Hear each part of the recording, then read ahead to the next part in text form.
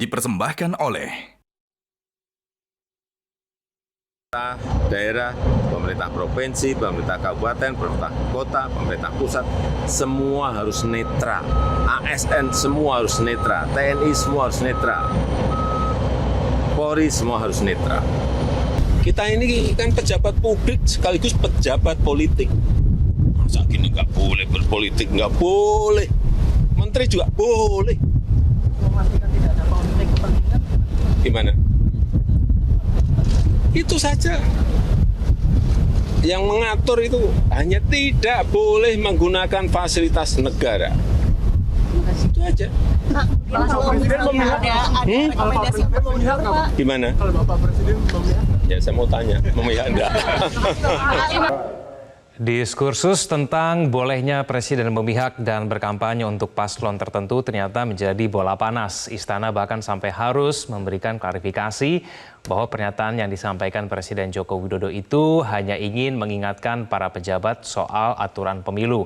Belakangan muncul desakan agar Presiden boleh kampanye dan memihak. Kita akan mengulasnya bersama dengan pakar hukum tata negara Charles Simabura, Sekjen Projo Handoko, dan asisten pelatih Timnas Amin, Jazilul Fawait. Pak Charles, Pak Handoko, dan juga Pak Jazilul, selamat sore semuanya. Terima kasih atas waktunya bersama kami di Prime Time News. Selamat sore. Oke, baik. Terima kasih atas waktunya. Saya langsung ke Pak Handoko. Pak Handoko, kita tahu bahwa pada hari ini pihak Istana harus mengklarifikasi, menjelaskan lebih lanjut mengenai pernyataan Pak Jokowi kemarin yang menyatakan bahwa Presiden boleh berkampanye dan kemudian boleh berpihak. Menurut Anda, kenapa kemudian pihak Istana harus melakukan klarifikasi ini, Pak Handoko? Oke, terima kasih. Yang pertama saya sampaikan bahwa memang Presiden dan Wakil Presiden berkampanye itu di aturan undang-undang pemilu kan memang sudah diatur semuanya, dan itu diperbolehkan, berhak. Bahasa di undang-undang adalah Presiden dan Wakil Presiden berhak untuk melakukan kampanye. Nah, jadi sebenarnya tidak ada yang salah sama sekali dari pernyataan Presiden itu, dan aturan-aturan mainnya itu juga sudah diatur semuanya, tidak boleh menggunakan fasilitas negara yang dimaksud itu apa saja, itu kan sudah dirinci semuanya. Jadi saya pikir tidak ada permasalahan sekali dengan Presiden yang menyatakan bahwa boleh kampanye.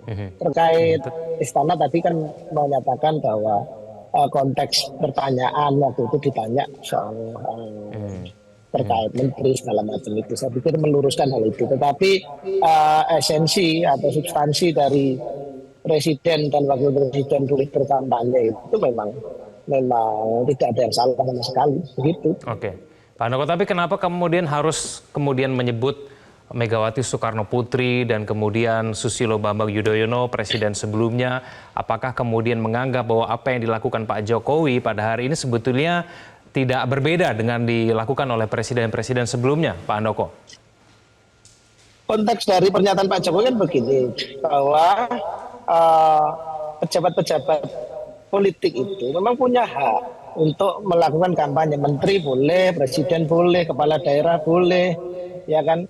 Yang diatur dalam undang-undang yang tidak boleh melakukan kampanye itu kan sudah jelas, itu ada ASN, ada badan-badan kayak BPK, kehakiman segala macam. Ada itu semuanya, ada rinciannya, dan disebutkan dengan jelas dengan kalimat yang sangat terang di Undang-Undang Pemilu itu Presiden dan Wakil Presiden berhak untuk melakukan kampanye dan seterusnya, dan aturan-aturan seterusnya.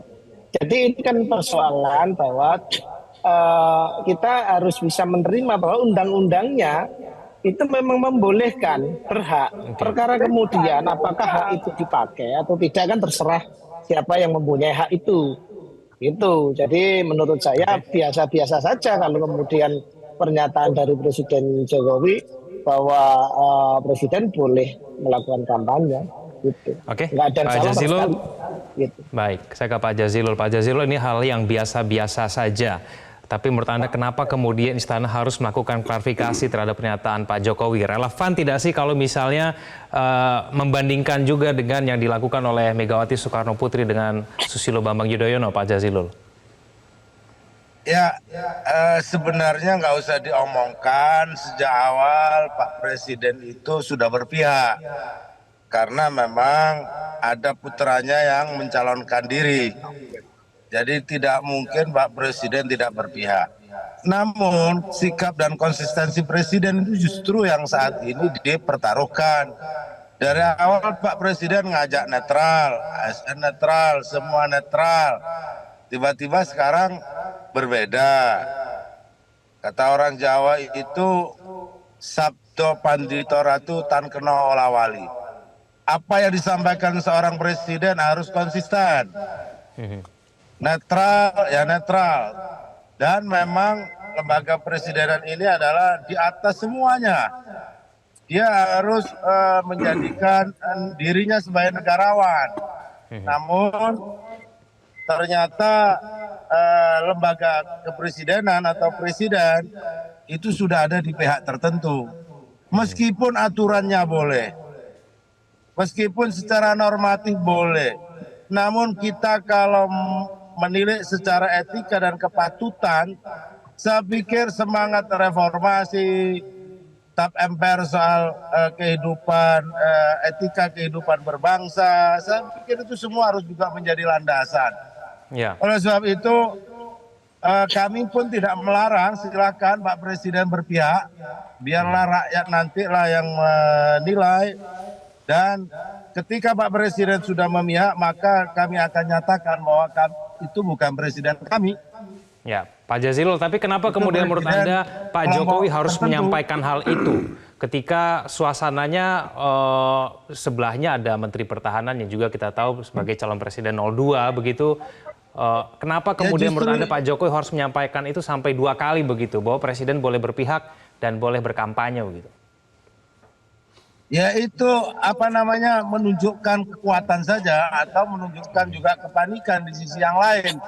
Itu disampaikan di fasilitas negara, di pangkalan udara. Ya silakan saja, silakan kalau memang harus berpihak kepada putranya secara etik juga boleh. Namun menurut saya saat ini justru itulah menjadi soal di bangsa ini. Dan itu sudah diingatkan juga oleh lembaga sosial society, oleh para penggiat demokrasi, agar pemilu ini atau demokrasi tidak tercederai. Saya pikir itu yang menjadi semangat kita. Kita kembali kepada aturan, katakanlah presiden harus cuti. Cutinya ke siapa? Cutinya minta ke diri sendiri. Jero izin kepada Jero untuk kampanye Jero. Kira-kira begitulah. Oleh sebab itu ketidakpantasan, ketidakkonsistenan itu dilihat oleh rakyat Indonesia. Kami sebagai timnas pasangan perubahan, justru ini yang kami tunggu-tunggu supaya rakyat lebih melihat keadaan ini, para penggiat demokrasi juga melihat keadaan ini, dan semuanya agar ingin menyelamatkan keadaan yang ada.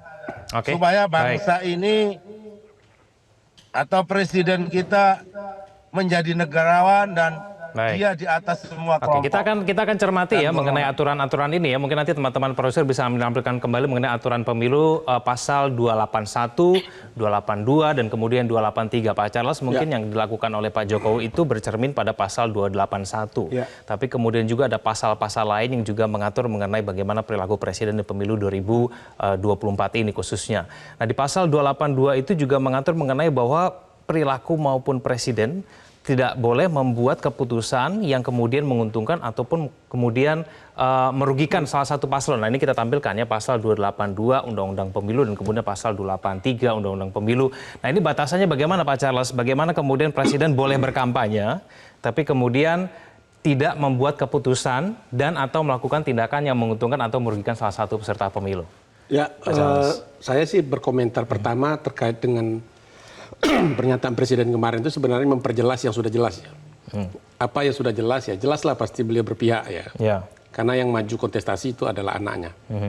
Cuma apakah keberpihakan itu perlu diutarakan secara resmi ya sebagai sebuah pernyataan seorang presiden, itu yang menurut saya keliru. Jadi kan nggak mungkin ya seperti sudah disampaikan tadi beliau nggak berpihak kepada anaknya, udah pasti. Tapi kan ada yang tersirat ya, ada yang tersurat. Beliau justru menyampaikan itu bahwa seorang presiden itu boleh saja berkampanye dan boleh menunjukkan keberpihakannya, kan dia mal politik ya, dan pejabat negara. Nah justru di situ jadi problemnya. Kita harus pisahkan antara 281, 282 dan 283 itu. Ini kalau kita baca ya, memang pasal ini menurut saya itu pasal yang ambigu ya, dan kemudian juga pada akhirnya sepakat kita menimbulkan perdebatan pada hari ini. 281 itu kan presiden diperbolehkan ya kampanye dengan 2 syarat. Tidak menggunakan fasilitas negara dan cuti di luar tanggungan negara. Cuma kan untuk fasilitas negara yang mana? Kecuali pengamanan katanya. Nah pengamanan presiden kan standarnya sangat tinggi. Dan itu juga selama ini juga sering dilakukan. Sulit untuk memisahkan itu. Kalaulah presiden berkunjung ke suatu daerah, tidak mungkin dong seluruh pejabat-pejabat yang ada di daerah tidak datang gitu ya. Walaupun itu dalam konteks kampanye. Nah ini yang kemudian, yang kedua ada pasal 282. Yang kemudian tegas mengatakan tidak boleh memberikan kebijakan ataupun tindakan yang menguntungkan. Lalu tidak boleh menunjukkan keberpihakan sebelum, selama, dan sesudah kampanye. Jadi bagi saya kalau kita pegang di pasal 282 ini jelas dilarang. Nah presiden kan mengatakan dia boleh berpihak. Itu yang kemudian saya pikir sebuah kekeliruan yang kemudian diklarifikasi oleh pihak istana. Bahwa tegas-tegas presiden mengatakan dia boleh berpihak padahal itu dilarang. Ya, makanya menjadi ambigu lagi ketika kemudian presiden ternyata melarang ya seluruh aparat di bawahnya, apakah aparat sipil maupun militer maupun termasuk kepolisian, untuk tidak menunjukkan keberpihakan dan harus bersikap netral. Dan itu dibarengi dengan beberapa keputusan-keputusan yang dikeluarkan oleh presiden maupun kementerian lembaga. Tapi begitu presiden sendiri mengatakan dia berpihak, itu kan merontokkannya, menggugurkan semua regulasi yang kemudian atau kebijakan yang dikeluarkan dalam rangka menjaga netralitas aparat negara kita dalam konteks kepemiluan kita. Jadi kalau presiden sudah menyatakan seperti itu, saya membayangkan hampir seluruh menteri ya yang kemudian punya background partai politik pasti akan ancang-ancang juga itu ya. Terpengaruh gitu. Ya, dia akan siap-siap juga. Oke, katanya. Presiden udah kasih sinyal nih. Termasuk juga gubernur, bupati, wali kota. Yang kemudian variannya sangat berbeda-beda di masing-masing daerah itu partai politiknya. Bayangkan pemerintahan kita akan seperti apa selama proses pemilu ini. Jadi ini. setelah pernyataan presiden kemarin akan memberikan pengaruh yang lebih besar lagi untuk berpihak kepada. Oke, baik. Pak Charles, nanti saya akan tanya usai jeda apakah kemudian presiden harus menarik ucapan tersebut mengenai keberpihakan dan juga boleh berkampanye. Kita akan bahas itu usai jeda. Pemirsa jangan kemana-mana, kami akan kembali.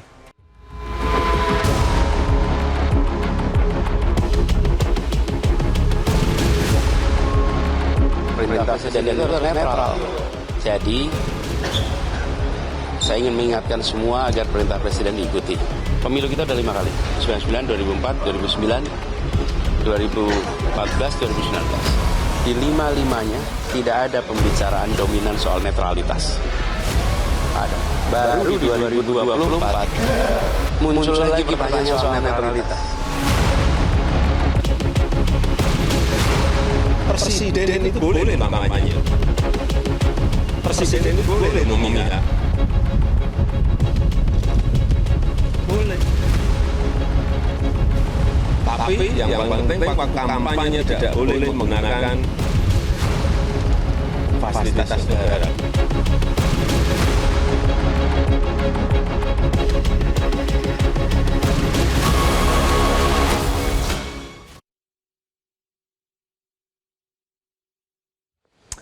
Ya, kembali bersama kami di Prime Time News. Saya kembali ke Pak Handoko. Pak Handoko, saya ingin Anda mencermati dulu pernyataan dari Wakil Presiden Republik Indonesia Kiai Haji Ma'ruf Amin berkaitan dengan netralitas, khususnya mengenai pernyataan yang disampaikan oleh Pak Jokowi kemarin. Kita saksikan bersama. Presiden saya kira sudah jelas ya, aturannya boleh, ada yang tidak setuju, ada yang setuju, nah, silakan aja, nanti urusannya itu publik aja. Ya. Tapi saya sudah sejak awal sudah memposisikan diri untuk bersikap netral, ya tidak memihak. Saya bilang saya netral. Perkara nanti pilihan saya akan tuangkan nanti aja pada waktu tanggal 14 Februari dan tidak boleh ada yang tahu. Dan saya bilang itu urusan rahasia saya. Saya nyebutnya amrun syakhsiyun qalbiyun. Itu urusan hati dan personal. Karena itu saya tidak. Jadi saya sekarang memosisikan diri netral. Saya kira nggak ada masalah ya. Ini bukan perbedaan dengan presiden. Yang presiden sudah menyatakan seperti itu. Dan saya memang tetap netral. Jangan dibilang saya berbeda dengan presiden itu nanti. Ya, kalau kata Pak Ma'ruf Amin itu adalah urusan hati dan tidak perlu semua orang tahu begitu. Pak Andoko, apakah menurut Anda Pak Presiden harus mengikuti Wakil Presiden? Ya enggak, wong itu gini lah. Kan aturannya itu berhak ya. Aturannya berhak. Misal ya boleh netral, ya boleh memihak, kan itu semuanya adalah pilihan gitu kan. Kemudian bahwa hak itu akan digunakan atau tidak, misalnya Pak Wapres memilih oh ya beliau netral, tidak memihak sama sekali, ya itu pilihan. Tetapi kita bicara apa yang disampaikan oleh Presiden adalah Presiden itu boleh loh memihak gitu, boleh loh melakukan kampanye. Itu adalah aturannya. Sehingga apakah kemudian beliau memakai atau tidak, itu kan pilihan-pilihan, tetapi secara aturan di undang-undang diperbolehkan. Itu saja poinnya, sehingga perdebatan soal boleh tidak itu saya pikir sangat clear, sangat jelas, sudah diatur. Ya, seperti Pak Presiden bilang ya boleh memang, tetapi itu tadi hak, silahkan mau dipakai atau tidak silahkan, termasuk menteri, termasuk kepala daerah. Kita kan juga melihat menteri-menteri. Pak Andoko, tapi menurut Anda mungkin tidak sih Pak Jokowi memihak kepada calon yang bukan anggota keluarganya? Ya itu kan di luar urusan kita bicara hari ini. Kan kita sudah, kalau itu bacaan lain lah itu. Yang kita diskusikan hari ini kan adalah persoalan Presiden menyatakan bahwa Presiden boleh memihak, itu boleh melakukan kampanye, boleh asalkan syarat-syaratnya dipenuhi. Itu konteksnya itu gitu. Seperti itu. Jadi saya pikir sudah jelas semuanya, sudah terang semuanya seperti itu. Perkara dipakai atau enggak itu hak, silahkan dipilih kemudian begitu. Oke, saya ke Pak Jazilul. Pak Jazilul, ada batasan yang tidak jelas ketika Pak Presiden boleh berkampanye, boleh berpihak, tapi kemudian tidak boleh membuat keputusan yang menguntungkan ataupun merugikan paslon tertentu. Nah, kalau kita cermati mengenai kunjungan kerja Pak Jokowi akhir-akhir ini kan, lalu kemudian ke Jawa Tengah, lalu kemudian menyampaikan bahwa selama bertahun-tahun ada jalan utama di Jawa Tengah yang tidak selesai bertahun-tahun, lalu kemudian hal-hal yang lain. Menurut Anda perilaku ataupun kunjungan kerja seperti ini menguntungkan atau merugikan salah satu pihak tidak sih menurut Anda? Aja dulu. Yang jelas pasti akan menguntungkan salah satu pihak, dan kemudian apakah tindakan itu bisa masuk kategori pelanggaran pemilu atau tidak, kan itu. Atau apakah Presiden sedang menyalahgunakan jabatan. Tapi yang jelas anak TK aja tahu bahwa Presiden sedang berpihak. Makanya berkali-kali Presiden tepis dengan mengundang Pak Anies, Pak Ganjar ke istana untuk mengajak pemilu damai dan mengatakan kepada semua bahwa Presiden netral. Nah, ketika pernyataan itu disampaikan, seakan-akan Republik ini percaya semua. Namun pada hari kemarin deklarasi keberpihakan di atas pangkalan udara itu sebenarnya deklarasi keberpihakan. Yang kata Pak Presiden boleh kampanye, boleh berpihak. Nah, memang tidak ada larangan. Di Amerika juga Presiden biasa berkampanye. Masalahnya ini Presiden berkampanye dan berpihak untuk anaknya. Sesuai nggak dengan etika? Kira-kira begitu. Sesuai dengan semangat anti korupsi, kolusi, dan nepotisme. Ini kan yang menjadi pertanyaan. Biarlah nanti yang memutuskan publik. Karena keputusan secara hukum, pasti menurut saya tidak mungkin itu akan ada keputusan hukum terkait pelanggaran yang akan dilakukan Presiden, kecuali DPR memanggil Presiden meminta pertanggungjawaban dan mengatakan itu masalah politik atau masalah pelanggaran. Ya. Namun selama ini etika itulah yang sering ditabrak menurut saya. Keberpihakan itu sudah ada aturan, iya. Namun menyangkut penyelenggaraan pemilu yang bersih, penyelenggaraan pemerintahan yang bersih dan berwibawa, saya pikir itu semua dilanggar. Nanti presiden akan kemudian rakyat mengatakan, loh kok presiden kok bermain-main dengan jabatannya. Oke, baik. Ini kan diberikan mandat oleh rakyat. Tidak boleh berpihak kepada kelompok tertentu. Ya, tidak boleh berpihak kepada kelompok tertentu, tapi Pak Charles, Pak Jokowi jelas mengatakan dia boleh berpihak. Ada undang-undang pemilu yang dilanggar oleh Pak Presiden? Ya, pasal 283 ayat 1 itu kan tegas mengatakan ya. Pejabat negara struktural, fungsional, mulai dari pusat sampai ke bawah, itu sampai tingkat desa itu dilarang mengadakan kegiatan ya, yang menunjukkan keberpihakan. Selama, sebelum, selama, sesudah kampanye. Nah ini yang kemudian saya pikir akan menjebak Presiden Jokowi sendiri ya, dan termasuk juga pejabat-pejabat lain yang kemudian akan masuk ke dalam ranah kampanye itu. Pak Charles, mohon maaf, saya potong dulu karena kita harus azan maghrib dulu. Mohon maaf Pak Charles, nanti saya berikan kesempatan kembali, pemirsa jangan kemana-mana, kami akan kembali. Kembali bersama kami di Prime Time News. Pak Charles, mohon maaf tadi saya potong, silakan lanjutkan. Jadi Pak Jokowi melanggar undang-undang pemilu atau tidak ketika menyatakan berpihak begitu? Di pasal 283 ayat 1 ya, kan tegas katakan tidak boleh melakukan kegiatan yang menunjukkan keberpihakan. Nah problemnya menurut saya yang menjadi kata kunci itu ada dua ya. Satu kampanye, yang kedua kan masalah keberpihakan. Di konteks kampanye oke, kita pakai 281 silakan. Tapi di konteks keberpihakan itu dilarang. Ya, bukan diperbolehkan, bukan pilihan. Ada kata-kata dilarang gitu? Dilarang. Nah, dikatakan jelas dilarang. Begitu ya? Mulai dari tingkat pusat sampai tingkat desa loh. Dan pasal ini seringkali digunakan untuk menindak perangkat desa, perangkat daerah yang kemudian melakukan kegiatan-kegiatan yang mengarah atau menunjukkan keberpihakan. Nah, saya pikir di antara keambiguan ini, kalau kita saling adu argumentasi, misalnya satu pegang 281, satu pegang 282, yang dibutuhkan sekarang itu kan kearifan. Seorang Pak Jokowi, selaku presiden, kepala negara, negarawan, jadi panutan.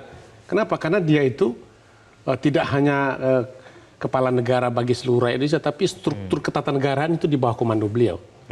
Tadi dikatakan misalnya, kenapa pernyataan itu kok disampaikan di Pangkalan Udara gitu ya. Lalu ada Menhan di bawah juga salah satu calon. Lalu ada Panglima. Ada Kasat di situ. Panglima TNI. Panglima TNI ada juga Kasat. Lalu beliau sebagai Panglima tertinggi Angkatan Bersenjata. Jangan lupa. Konstitusi mengatakan Presiden itu Panglima tertinggi. Yang mana kemudian sistem militer kita kan komando ya. Kalau Presiden mengatakan saya akan berpihak. Kira-kira di bawahnya akan bilang apa coba? Ya kan pasti akan memberi sinyal ya. Dan tidak selalu dalam sistem ketatanegaraan itu ya. Perintah-perintah presiden itu memang kemudian kadang-kadang ada yang sifatnya perintah langsung dalam bentuk formal gitu. Ada juga perintah-perintah lisan. Dan itu sebagai bentuk tindakan ketatanegaraan juga diakui dalam administrasi pemerintahan. Termasuk juga gerak-gerik beliau dan langkah yang kemudian juga tadi dikatakan. Makanya membaca seorang presiden itu bukan membaca seorang pribadi ya. Kalau saya ngomong mungkin dia akan dapat apa-apa, tapi kalau presiden yang mengatakan dia akan berpihak misalnya, itu dampaknya luar biasa. Jadi kalau mau bersikap arif harus ditarik. Harusnya ditarik ya. Atau minimal diklarifikasi bahwa kemudian saya tegaskan kembali, saya kembali ke sikap awal saya. Meskipun anak saya ikut mencalonkan, saya akan tetap netral. Baik. Meskipun orang juga tidak akan tetap percaya, tapi setidaknya deklarasi itu penting untuk tetap menjaga marwah lembaga kepresidenan kita. Karena supaya bolehlah berkontestasi ya, tapi kan tetap kita di bawah satu payung ya. Presiden kita kan tetap Pak Jokowi gitu, yang kemudian juga tetap memegang kendali ketatanegaraan kita sampai dengan masanya berakhir nanti. Baik, kita akan tunggu nanti kira-kira ada klarifikasi langsung dari Presiden atau tidak mengenai ucapan itu. Terima kasih Pak Charles telah bergabung sama kami, Pak Jazilul dan juga Pak Handoko. Terima kasih juga telah bergabung sama kami di Prime Time News. Selamat malam semuanya. Jelajahi cara baru mendapatkan informasi. Download Metro TV Extend sekarang.